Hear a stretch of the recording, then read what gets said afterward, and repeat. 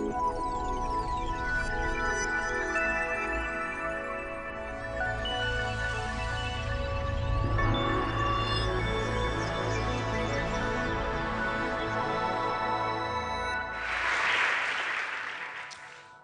evening, we're here to ask the question, do people need community anymore? People increasingly find connections in networks rather than neighbourhoods. What, therefore, is the role of community in today's society, and does it have to be physical to count? More broadly, the RSA is exploring these questions as part of its Connected Communities programme. This is about understanding social networks, particularly the informal relationships within social networks, that might be used to address a range of social and economic problems. So we're particularly pleased to have this event at the moment. And we're equally pleased to have these two distinguished speakers here this evening to help us navigate our way through some of these questions. Firstly, we'll hear from Professor Amitai Etzioni. Professor Etzioni is Director of the Institute for Communitarian Policy Studies at the George Washington University and has previously held positions at Columbia and Harvard.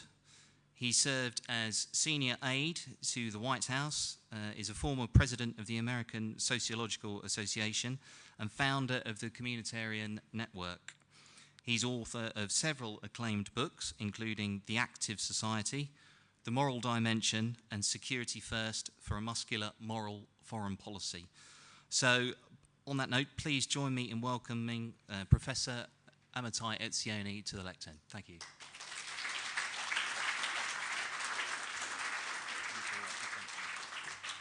Well, thank you. I'm delighted to be back here. You'll find in a moment that there are two reasons I'm particularly awkward. First, Liam Byrne is here, and he articulated what I'm supposed to talk about so much better in his communitarian speeches that it's just, no way I can come close.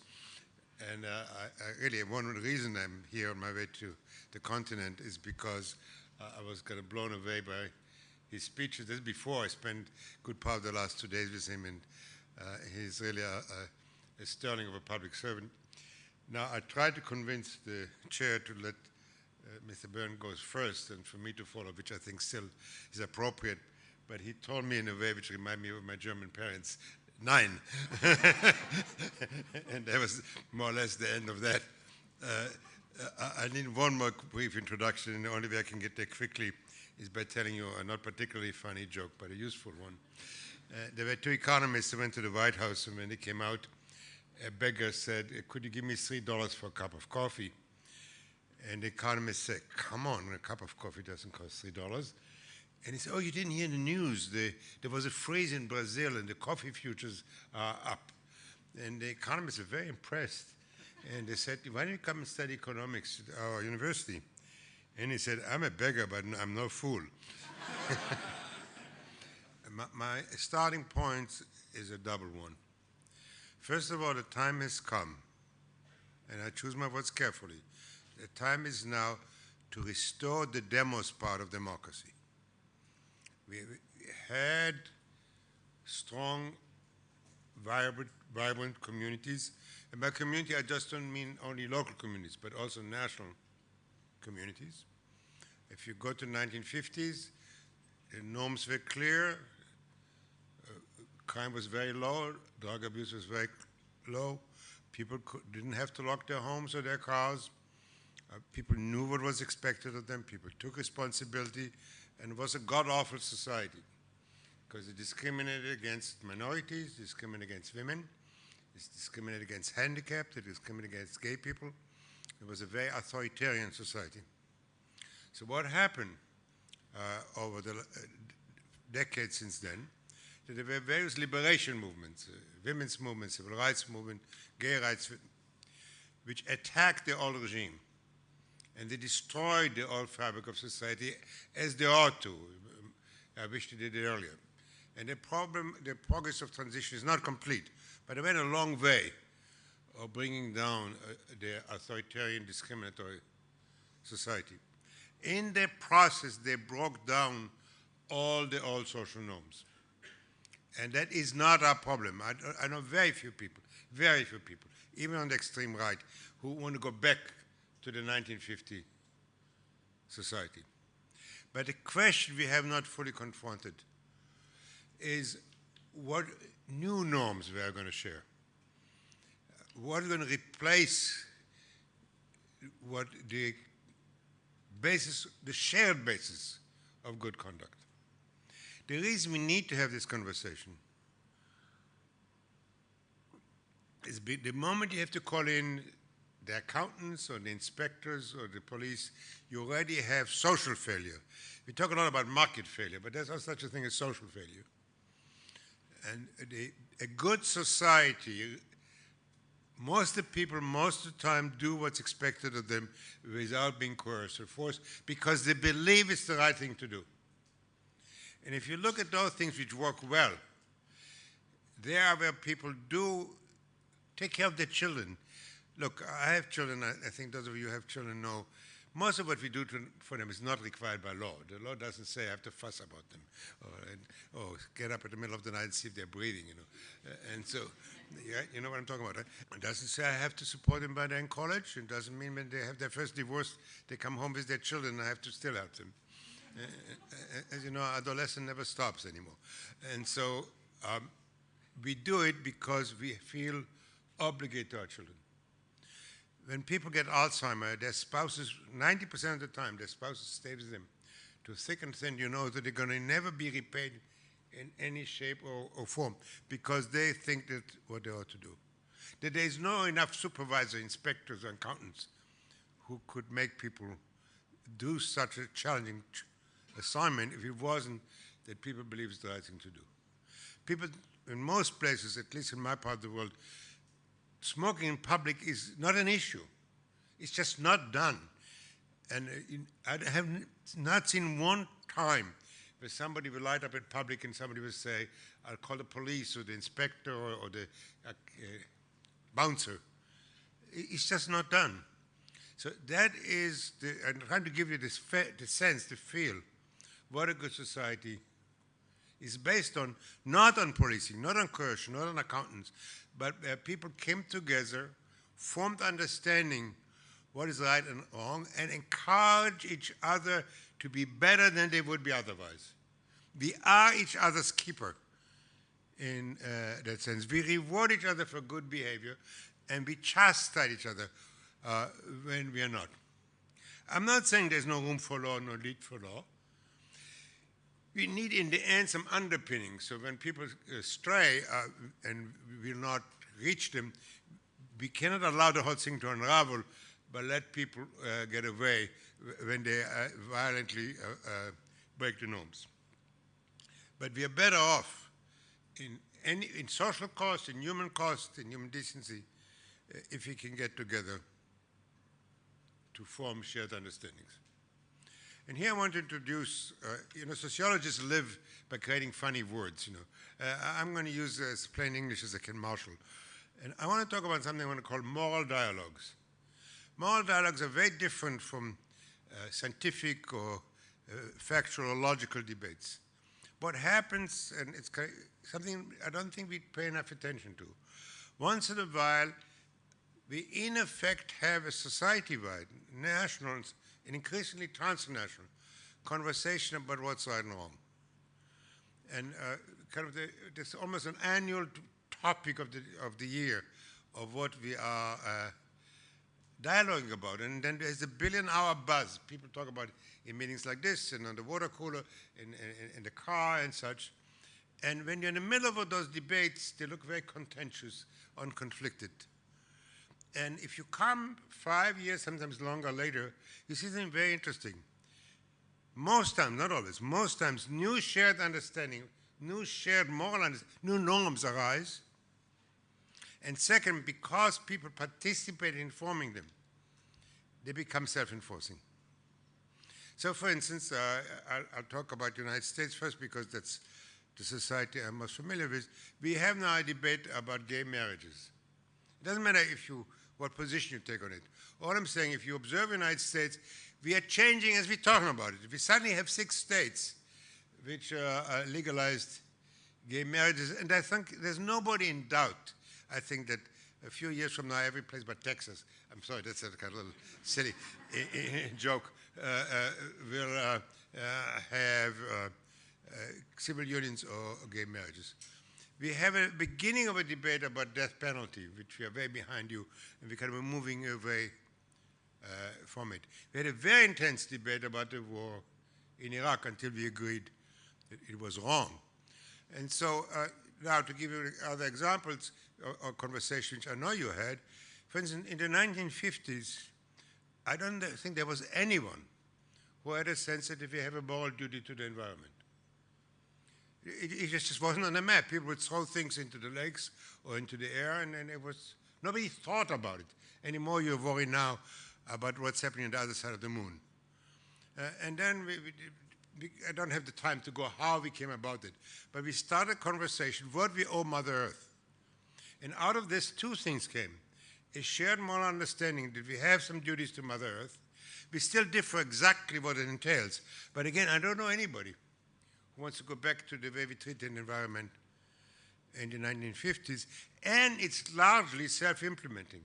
People voluntarily cycle, use this funny paper, and so on and so on. We had a conversation about gender, relationship between men and women. Anyhow, I think by now I succeed in illustrating what I mean.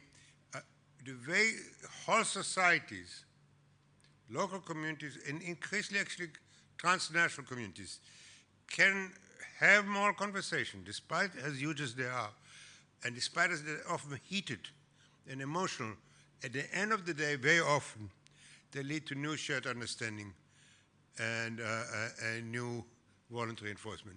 So what we need now is we need a conversation, and let me close on that before somebody hits a gavel at me, to say we need a conversation about what is the good life.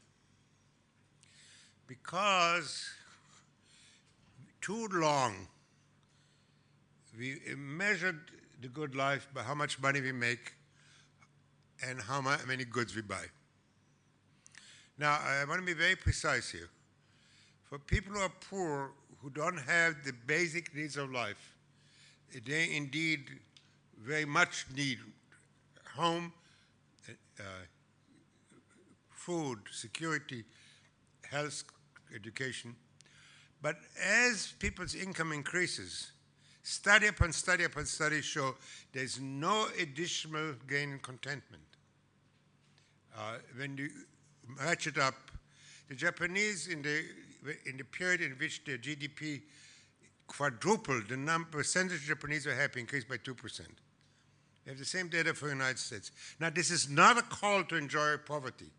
It is a call to say once you're out of poverty, that from then on, it's time to ask what makes for a good life. It's particularly important now, as I believe our economic condition is such that we will not be able to go back, even after this crisis, to what used to be called the good old life of, I'll use an American example, I feel safer, that we all need inflatable Santa Clauses and plastic pelicans on our front lawn. The question which I think we need to talk about, and the time is ripe, is to ask what makes a good life once your basic creature comforts are secure. And I think we'll find two answers. One, and again, I return to MP Byrne's speeches, in community, in spending more time with others, with our children, with our friends, with our extended family, with our neighbors, as volunteers or just members of another. We'll find it richly rewarding when we have stable, positive relationship with other people. And second, which would just to give it a name to save time, what are called transcendental pursuits. Reflection, reading, music, praying, some of us it's okay, and all things which are not labor intensive and not capital intensive. So I appreciate endlessly your tolerance, and I hope that we can join this conversation here and in other places. Thank you.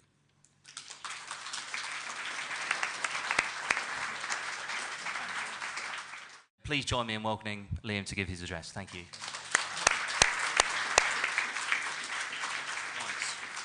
Thank you very much, and I want to start by saying what a pleasure it is to share a stage with Professor Etzioni, and I will explain how much of an inspiration he's been in much of my work in government, but also but most importantly, also in my constituency. And it's a great pleasure to be back here at the RSA. This was actually the room where I had my wedding reception some years ago, and you will be pleased to hear, have brought a different speech, because the one I made then was pretty much unrepeatable. I just want to say 2 or 3 things about why I agree with Professor Etzioni's central thesis that now really is the vital time to renew the demos in democracy. And I want to take a slightly different perspective. I want to explain why I think it's important to British national politics right now. But I also want to just explain why, from a very personal point of view, it is important in addressing some of the biggest and stickiest challenges that I think we have in Britain today. And I want to conclude with some thoughts about some next steps. But let me start by saying why this debate is so important now. Bill Clinton, who Professor Etzioni once advised, I think his best speech was a speech in which he said, it's the struggle for the soul of the 21st century, it was called. And he described the world that is unfolding around us right now as a world without walls. And I don't think that this has ever been starker than it has been this year. I mean, probably everybody, almost everybody in this room will have watched the news reports of Professor Obama's inauguration. And probably none of us came away from that without thinking, this is going to have profound consequences for me and my life and my country over the years to come. Or over the last few weeks, many of us will have read and heard about tweets from the street in Iran. And it's all, I think, emblematic, symbolic of the kind of interdependence and integration that is just now part and parcel of everyday life, what Professor Clinton called a world without walls. And the point for me is that in that world without walls, there are great prizes of globalization, but there are also great prices. And so I think that one of the biggest challenges for British politics over the decade to come is how do we collectively seize the prize while keeping the price to an absolute minimum. And I happen to think that Britain has done enormously well from globalization over the last 10 years. And I mean, perhaps I would say this, I'm the grandson of Irish immigrants. I think immigration tremendously enriches both this capital and this country. Globalization has transformed technology and trade all around us. It's had a huge impact on our economy and the quality of our everyday life. Our families now look different. We move around faster and faster. All of us, in other words, now have a completely different kind of freedom to live a life that we have a reason to value. In other words, we've enjoyed a great deal of the prize of globalization. But with that prize has come a price. And over the last year, we have seen that price more clearly than perhaps we have seen over the last decade. Because what we've seen with the global movement of capital, we've seen that it has helped camouflage the movement of this contagion of risk. And now there probably isn't any family in the country that doesn't understand just how interlinked we are, not just to opportunities in this world, but also to risks. In my constituency in Hodge Hill, we have been running a fight for the last 3 or 4 months to save a van maker called LDV.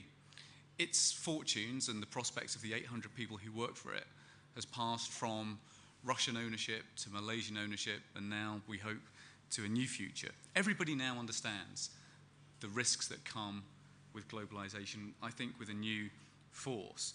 So the question for me is, over the next decade, what is the political agenda for really seizing that prize of globalization while keeping the price under control? And I guess my basic argument is that the only way in which we can master that challenge is through collective action. The only way that we could fight back against this downturn was through collective action. The kind of money that was put into the economy, the kind of programs of help for those who were losing their jobs or who were worried about losing their home. Only collective action could confront that kind of crisis. But what is the political consensus behind collective action? It has got to be, it can only be, a shared sense of common purpose. So if we are, I think, to preserve this kind of collective action in the years to come, when the moment of crisis is past and we're into new challenges, I think we are going to have to think hard about how we draw together and consolidate new identities, new norms in a new way. And for progressives, by the way, I think there is an even more important demand for this kind of agenda. Because as Linda Coley has recently written and talked about, if we are to try and mount a much more sustained and aggressive campaign against the kind of inequality that we know can come with globalization, then surely we must build a stronger sense of national solidarity, a shared sense that we are in this life, we are in this country, we are in this world together. And I think that demands a stronger sense of shared identity in the years to come. Now, my second point is that although much of that identity can be built and forged nationally on a national stage, I think that much of that job can be conducted locally too. And in so doing, I think it can allow us to combat the kind of poverty in Britain's poorest places that drew me into politics. And it's the work of Professor Etzioni that has shaped so much of the work that I've done in my constituency. And I just want to say a quick word about that, if I may. Tomorrow I celebrate my 5th anniversary of being a Member of Parliament. And if there is one thing that I've learned over the last 5 years, is that you cannot begin to combat the kind of inequality and the kind of entrenched poverty that we have in a community like mine in East Birmingham without renewing and reknitting a shared sense of common purpose and a stronger sense of community. And it, in my very limited experience, can best be sort of summarized in 3 steps. The first thing that we realized in our community is that respect is the ground floor of renewal. When I started looking around my community for community leaders to come forward and begin leading a kind of community-led regeneration, we didn't get very far. There weren't many people who had that kind of self-confidence to actually come forward and say, yes, I will help lead this community forward. And frankly, much of this came down to what was, in parts of our community, a pervasive sense of fear that had as its root cause a fear of crime, a fear of drugs, a fear of kids hanging out on the corner because they didn't have things to do. And it was that kind of, I guess, tension that actually made people feel safest by retreating into their homes, into their front rooms, into their bedrooms, not actually coming out to begin the job of actually recreating a local commonwealth. Now, that's why we started our campaign for regeneration with a campaign for community policing. We've doubled the number of police now over the last 2 or 3 years. Crime's down 13% 2 years in a row. But from that, we have found and brought forward a much stronger sense of confidence amongst community leaders who are now prepared and happy to step up to begin leading what I know will be a long job ahead of us. But the second thing that we've learned is that one of the most critical alliances that we need to knit together in this job and in this challenge, as Professor Etzioni says, of creating new norms, shared standards, whatever you want to call it, is to embrace our young people into this challenge. When I began doing youth conferences in Hodge Hill, and I started asking our young people what were their top priorities for things to do in the future, what were their top priorities for investment? Was it arts, media, drama, cricket, football? Did they want a new swimming pool?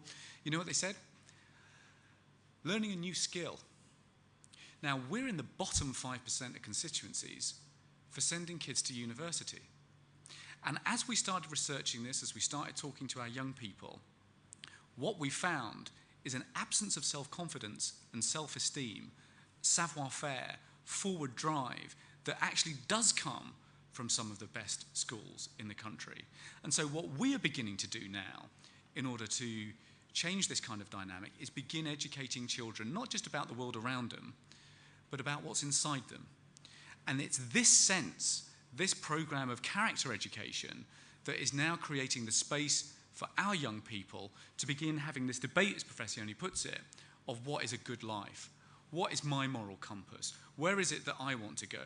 How is it that I want to have friends, have family, share and strengthen this community around me in the years to come? Those young people are some of the most inspirational people that I have ever met in public life.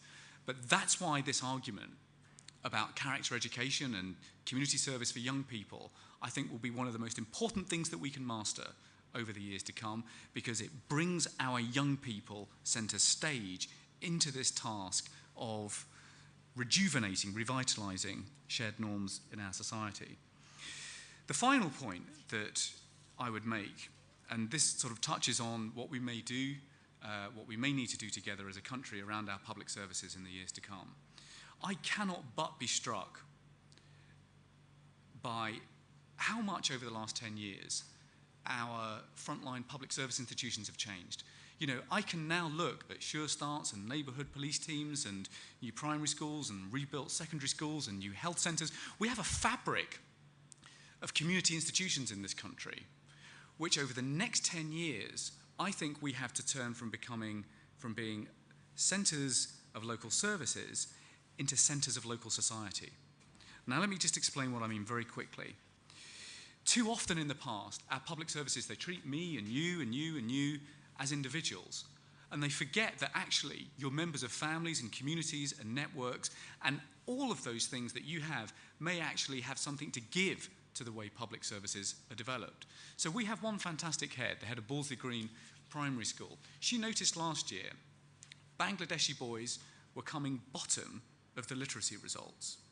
So what they did is they found a way of directing their 2 community support workers based at the school into connecting with, talking with, teaching Bangladeshi parents. And they found volunteers from within the community to teach English, improve literacy. The result? Last year, Bangladeshi boys came top of the literacy results. Total cost of this programme? £40,000. 1.6% of the school budget, just 1.6%. What that head teacher had found is that if she connected with the community around the service that she was providing, she could unlock a completely different kind of future for the community that she came into public life to serve.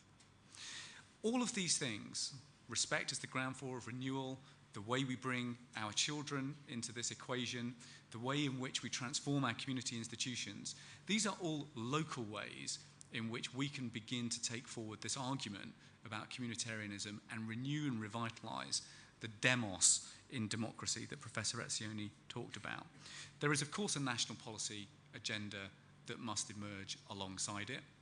I think there are at least 2 or 3 elements of it on which we'll make progress over the months to come, basically under the headings of truth and money and power. When it comes to truth, I think we need a much better level of insight into how strong our civic health is in this country. And so with John Denham, I'm going to talk about how we replicate an idea from America, an index of civic health that looks across our communities, across this country, and says, how strong is civic health here in this country, in this community? When they did this in America, California came bottom. That provoked Governor Schwarzenegger to go to his legislature and say, my challenge to you is how we now come top. We don't have anything that really acts as the grit and the inspiration for that kind of conversation in our communities today, and we need one. Second, when it comes to money, we need to look more radically at the way in which we give local frontline leaders the chance to put their budgets together. And so in 13 places now across the country, we'll be running under Sir Michael Bichard's leadership a programme called Total Place, where we look at how we take away the walls that separate public servants from each other and actually re-engage them in a shared mission to change communities. And finally, I think there is this question of power. And for me, we have to look at how our community institutions become a renewed kind of power supply for the communities that they serve. I think that the only way that they can do that is by developing a stronger third sector, civic sector around them that connects them more strongly with the communities that they serve. And so through the Office of the Third Sector, we're looking at how we might do exactly that over the months to come. So, in conclusion, I want to make a political point. I don't think that there is such a thing as a new idea in politics, but I do think there are old ideas whose time has come. If you go back to the foundation of the labour movement, it started in mutual societies and trade unions and self-help organisations. It was through that shared sense of solidarity and mutual self-help that we created a progressive force in this country.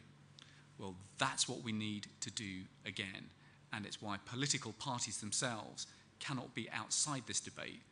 They must be helping to lead it. Thanks very much.